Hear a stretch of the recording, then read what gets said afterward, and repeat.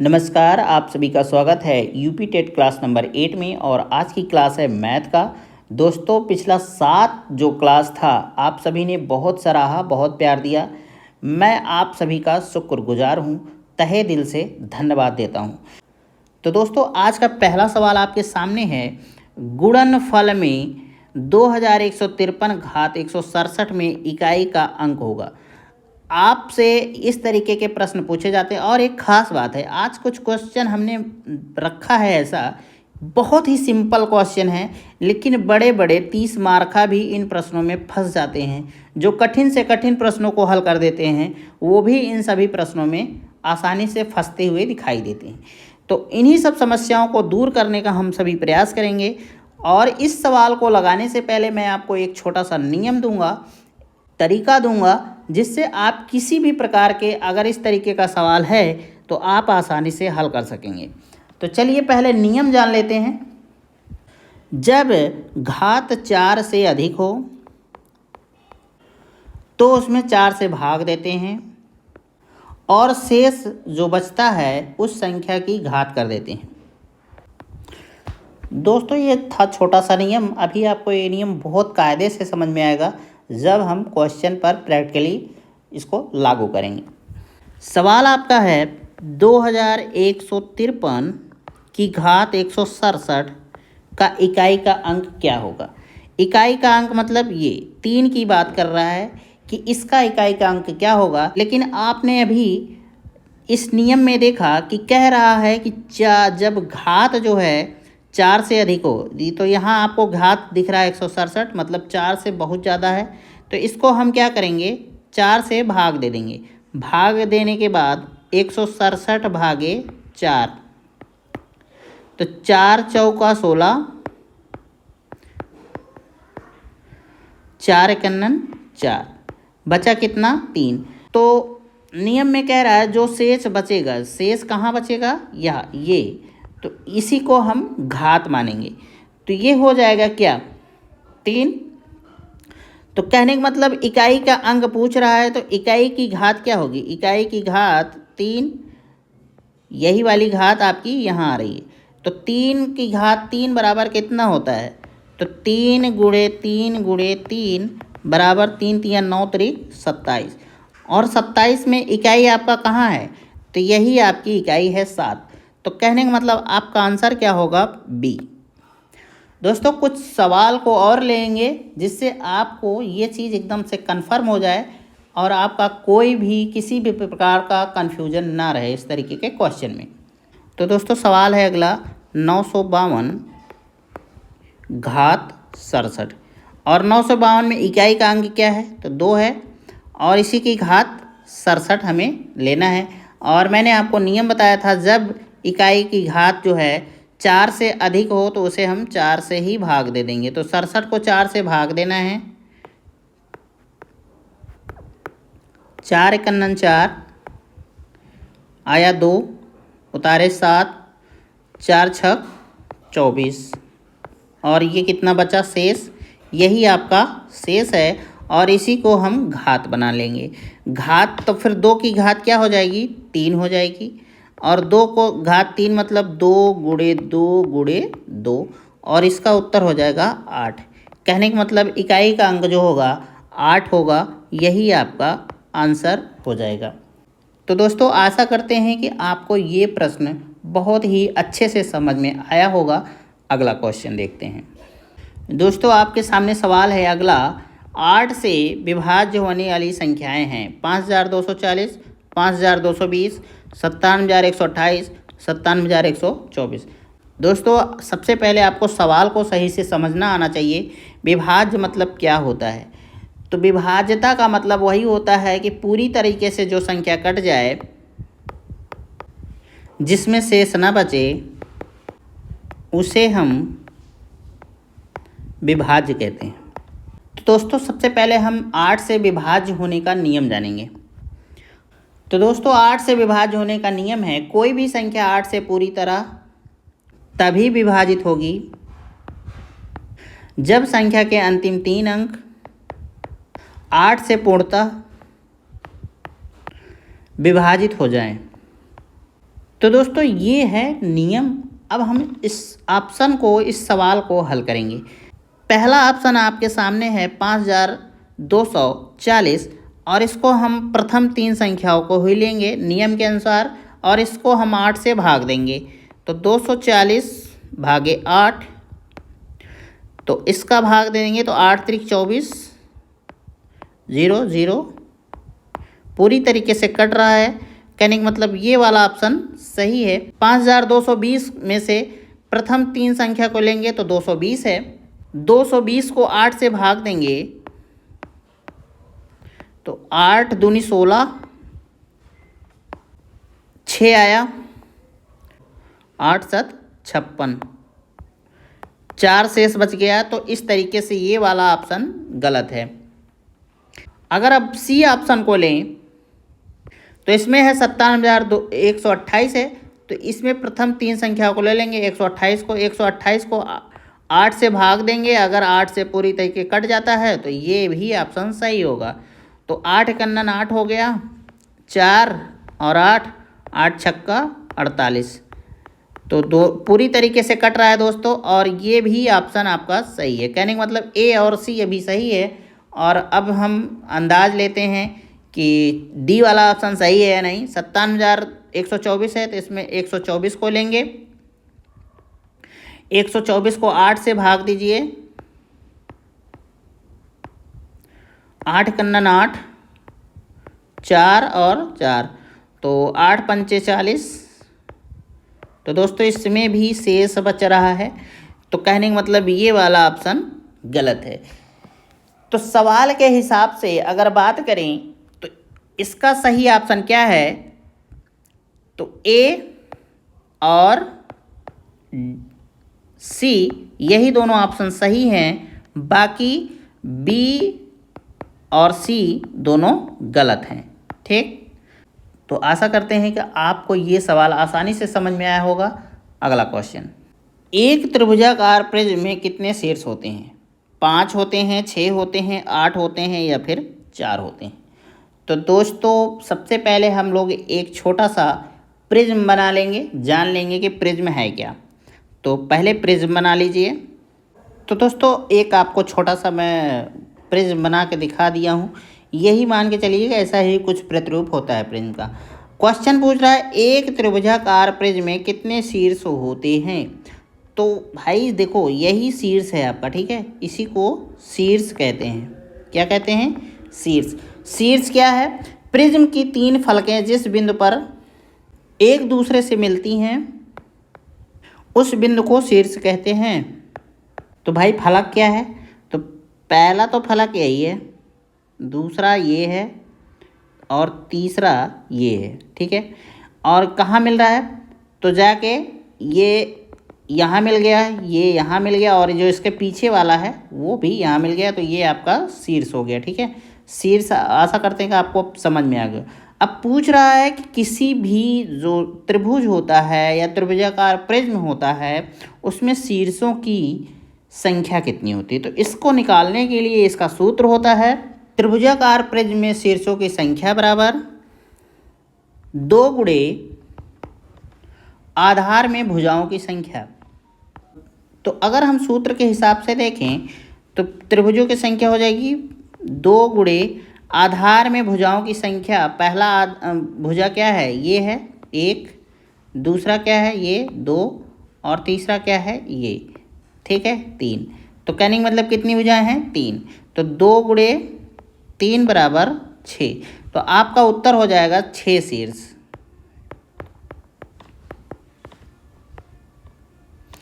तो ये option B सही हो जाएगा। तो आशा करते हैं आपको ये क्वेश्चन अच्छे से समझ में आया होगा। अगला प्रश्न, ₹10 के 6 की दर से केले खरीदकर ₹6 में 4 की दर से बेचने पर कितने प्रतिशत की हानि होगी?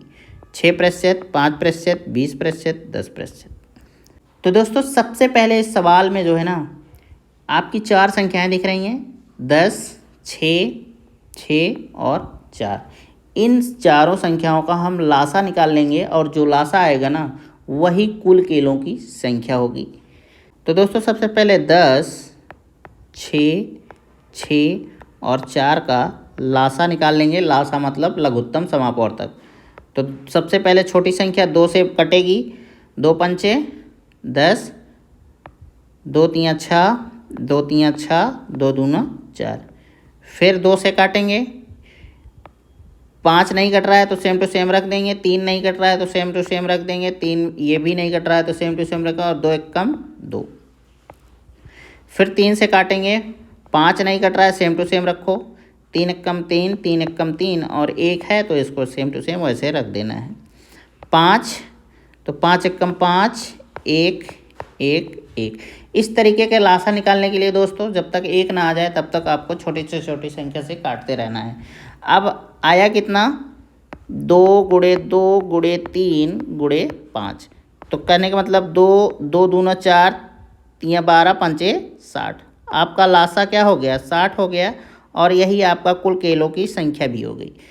तो कुल केलों की संख्या अब हम क्या करेंगे, एक चीज़ का खास ध्यान रखना है कि ये 10/6 जो 10 के 6 है ना, इसको लिखेंगे 10/6 फॉर्मेट में, और ये 6 में 4 है ना, इसको लिखेंगे 6/4 फॉर्मेट में।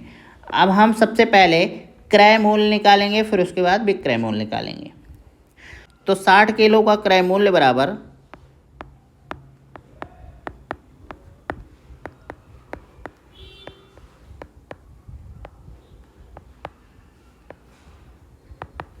60 गुणे यही वाली संख्या जो है आपकी हो जाएगी क्या? 10/6। अब 6 कम 6, 6 कम 6 0, 10 धामा 100। मतलब 60 किलो को उसने 100 रुपये में ख़रीदा, पहली बात। ठीक है, अब हम लोग निकालेंगे 60 किलो का विक्रय मूल्य। 60 किलो का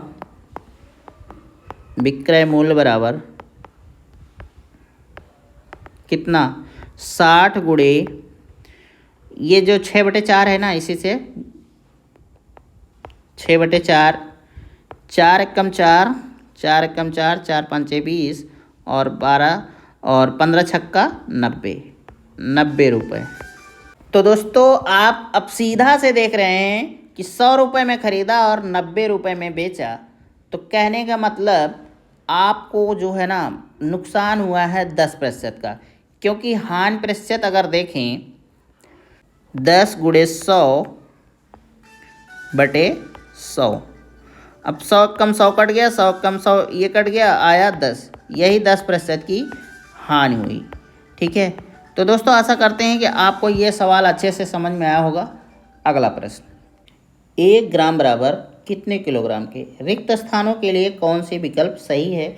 आपके सामने 4 विकल्प दिए गए हैं, और यही आपको बताना है कि 1 ग्राम बराबर कितने किलोग्राम के होता है। तो सबसे पहले आप सभी जानते ही हैं कि 1 किलोग्राम बराबर 1000 ग्राम। इतना तो सभी जानते होंगे, अगर नहीं जानते हैं तो मैं लिख दे रहा हूँ। अगर अब हम कहें कि 1 ग्राम बराबर,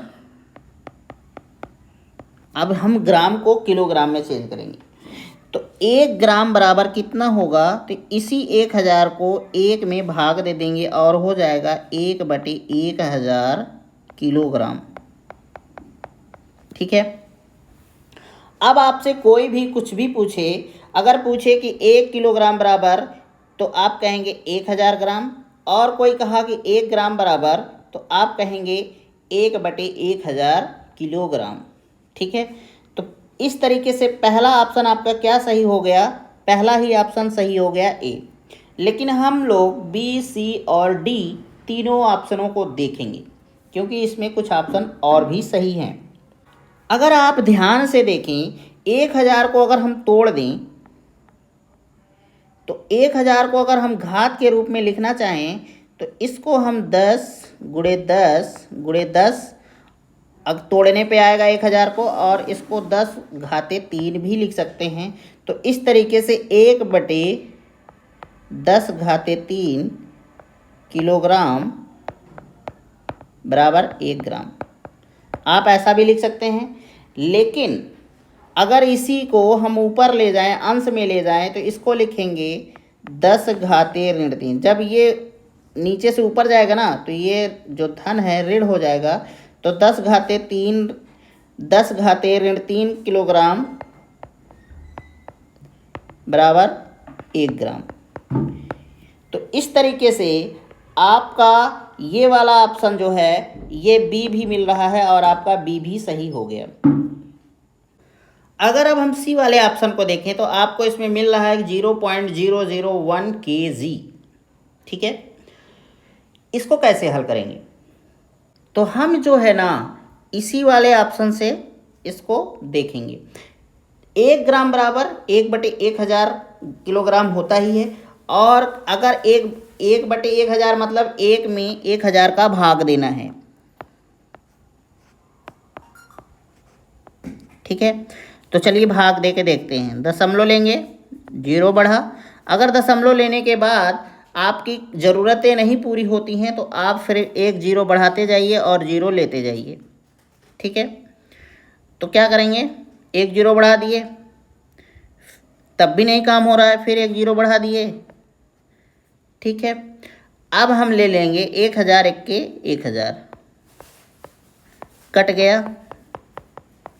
यहाँ आ रहा है क्या आपका 0.001 और यहाँ आ रहा है 0.0001। तो कहने का मतलब इस तरीके से ये वाला ऑप्शन गलत है, और ये डी तो सीधे ही गलत लग रहा है। आपको बताने की ज़रूरत नहीं है कि 1 ग्राम बराबर 1000 kg तो नहीं ही होता है। ठीक है, तो इस तरीके से आपका ये 5वां सवाल हल हो गया। आशा करते हैं कि आपको ये अच्छे से समझ में आया होगा। आपके सामने सवाल है, यदि दो संख्याओं का अंतर तथा गुणनफल क्रमशः 5 तथा 36 हो तो उनके व्युत्क्रमों का अंतर है 31/36, 5/9, 9/5 या फिर 5/36। तो दोस्तों जब सवाल लगाएंगे तभी समझ में आएगा। आपको एक चीज़ पता होना चाहिए कि व्युत्क्रम का मतलब क्या होता है। तो इसका मतलब होता है उल्टा या फिर विपरीत। ठीक, इतना बात समझ में आ गया। अब हम क्या करेंगे कि कह रहा है, देखिए सवाल को समझिए ध्यान से। दो संख्याओं, आपको कहीं दो संख्या दिख रही है? नहीं दिख रही। कह रहा है दो संख्याओं का अंतर तथा गुणनफल जो है ना क्रमशः 5 और 6 है। मतलब अंतर जो है 5 है और गुणनफल 36 है। तो हमें एक संख्या माननी पड़ेगी, और हम चलिए मानते हैं। माना संख्याएं x तथा y है।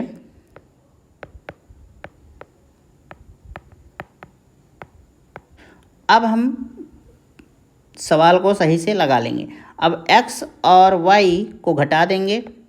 x ऋण y बराबर क्या लिखेंगे? 5, क्योंकि अंतर कह रहा है क्या 5 कह रहा है ना, तो इसको पहला समीकरण मान लेंगे। ठीक, फिर कह रहा है गुणनफल, दोनों संख्याओं का गुणनफल क्या है? मतलब x और y का गुणा क्या हो जाएगा? 36। तो इस तरीके से दूसरा समीकरण क्या हो जाएगा आपका? ये हो जाएगा। ठीक, और दोस्तों मैंने आपको अभी बताया कि उल्टा होता है व्युत्क्रम का मतलब। अब सवाल के आगे चलेंगे तो उनके व्युत्क्रमों का अंतर, उनके व्युत्क्रमों मतलब x और y के व्युत्क्रम। अगर x और y का व्युत्क्रम माने तो ये इसको 1/x लिखेंगे और इसको 1/y लिखेंगे। ठीक है, यही व्युत्क्रम हो जाता है। तो चलिए देख लेते हैं। 1/y ऋण 1/x बराबर, अब इसको हमें हल करना है कि कह रहा है ना कि इसका अंतर क्या होगा। अच्छा, कुछ लोग कंफ्यूज हो सकते हैं, तो आप देखिए कंफ्यूज मत होइए, चाहे पहले x रखिए चाहे y रखिए, लेकिन सुविधा अनुसार यही ठीक पड़ेगा। अब इसे हम क्या करेंगे, अगर हल करें तो क्रॉस मल्टीप्लिकेशन कर लेंगे, गुणा कर लेंगे। तो ये हो जाएगा x ऋण y, x और y। अब हम समीकरण के अनुसार ही सवाल को रख देंगे। यहाँ x ऋण y है ना, और यहाँ x ऋण y बराबर 5 है, तो हम यहाँ रख देंगे 5। और यहाँ है x y बराबर क्या है? 36 है, तो यहाँ रख देंगे 36। और दोस्तों यही हो गया आपका आंसर। ठीक, तो दोस्तों मैं आशा करता हूँ कि आपको ये सवाल बहुत अच्छे से समझ में आया होगा। और अगर आप चैनल पर अभी नए हैं तो चैनल को ज़रूर सब्सक्राइब कर लीजिएगा। यदि किसी दुकानदार को एक वस्तु को ₹390 पर बेचने पर 20% का लाभ होता है तो वस्तु का क्रय मूल्य है 321 रुपये, 323 रुपये, 324 रुपये, 325 रुपये। दोस्तों सवाल को बहुत ध्यान से समझिए, कुछ भी नहीं है इस सवाल में। इस सवाल में आपको पहली चीज़ मिलती क्या है, अगर सवाल को पढ़ें तो है दुकानदार को एक वस्तु को ₹390 में बेचने पर, बेचना क्या होता है, विक्रय मूल्य होता है। विक्रय मूल्य बराबर 390 रुपये, और कह रहा है कि 20% का लाभ हो रहा है, तो लाभ लिख लीजिए, लाभ बराबर 20%। 20% क्या मतलब, प्रतिशत आप सभी जानते हैं ना, 100 होता है, तो 100 में 20 जोड़ देंगे तो कितना हो जाएगा, 120। कहने का मतलब अगर आपने किसी चीज़ को 100 में ख़रीदा है, 20 रुपये का आप लाभ ले रहे हैं तो 120 रुपये हो गया, और वही प्रतिशत है तो प्रतिशत में हो जाएगा। तो कुछ नहीं करना है आपको, विक्रय मूल्य क्या है, क्रय मूल्य निकालना है। लिखेंगे क्रय मूल्य, क्रय मूल्य बराबर क्या लिखेंगे, 390 गुणे 100। 100 कहाँ से आया, ये प्रतिशत है। अब मैंने इसको चेंज कर दिया प्रतिशत, अब लिखेंगे 120। ठीक, अब इससे मुझे कुछ नहीं करना है, काटना है। काटेंगे कैसे, 0 को इससे काट दीजिए, इससे काट दीजिए, ठीक है। फिर क्या करेंगे, 2 पंचे 0 आया, 2 छंग 12, फिर से काटिए, 2 तियाँ और ये आया 25, ठीक है। अब 3 को 25 से काट नहीं सकते तो काटेंगे कैसे, 39 से, 3 कन्नन 3 और 3 तियाँ 9, ठीक है। अब इस 13 गुणे 25 करना है, तो 13 पचे 65 होगा, और हासिल लगा 6, 13 दूना 26, और 26 6 32। तो इस तरीके से आपका आंसर हो गया 325। क्रय मूल्य क्या आया, डी 325। दोस्तों अब यहीं कुछ चीज़ें समझने वाली चीज़ होती है। दोस्तों एक चीज़ और समझने वाली है इसमें, आपको अभी क्रय मूल्य मालूम हुआ है, ठीक है। अगर हमें क्रय मूल्य दिया होता और विक्रय मूल्य निकालना होता तो क्या करते, तो इससे कुछ नहीं करना है, बस आपको बहुत आसानी से सवाल को लिखना है। सबसे पहले क्रय मूल्य को आप लिखते 325 गुणे 120/100। यही चीज़िए जो आप कर रहे हैं, यहाँ 100/20 120 कर रहे हैं ना, इसी को जस्ट पलट देना है आपको, 120/100 कर देना है। तो कैसे करते, देखो अगर हम फटाफट काटें तो चलिए, नहीं फटाफट काटेंगे तो शायद ना समझ में आए। 0 को 0 से काट देते हैं, 2 छंग 12, 2 पंचे 10, अब 5 कन्नन 5, 5 छंग 30, 5 25। अब 65 गुणे 6 करेंगे तो 6 पंचे 30 और 6 छक 36, 3 39, 390 रुपये आया ना आपका, 390 रुपये। तो सवाल को आप कई प्रकार से लगाने का प्रयास किया करिए, तभी दिमाग का विकास होगा और आप अच्छे से कोई भी क्वेश्चन सॉल्व कर सकते हैं। तो दोस्तों अगला क्वेश्चन देखेंगे, 40 व्यक्ति 30 दिनों में 200 केजी चावल खाते हैं, कितने दिनों में 30 व्यक्ति 500 केजी चावल खाएंगे, 120, 80, 90 या फिर 100। तो दोस्तों यहाँ आपको सवाल को ध्यान से समझना है, और ये सूत्र पर आधारित होते हैं। इस तरीके के सवाल बहुत आसान होते हैं। यहाँ आपको व्यक्ति दिख रहा है ना, तो पहला व्यक्ति को हम इंगित कर लेंगे M1 से, और दिन दिख रहा है तो इस दिन को हम D1 से कर लेंगे चिन्हित, और केजी है तो W1 से इसको चिन्हित कर लेंगे। फिर आगे है कितने दिनों में 30 व्यक्ति फिर से आ रहा है, तो इस व्यक्ति को M2 से, और चावल वेट आ रहा है तो W2 से, और दिन गायब है इसको D2 को भी रखना है।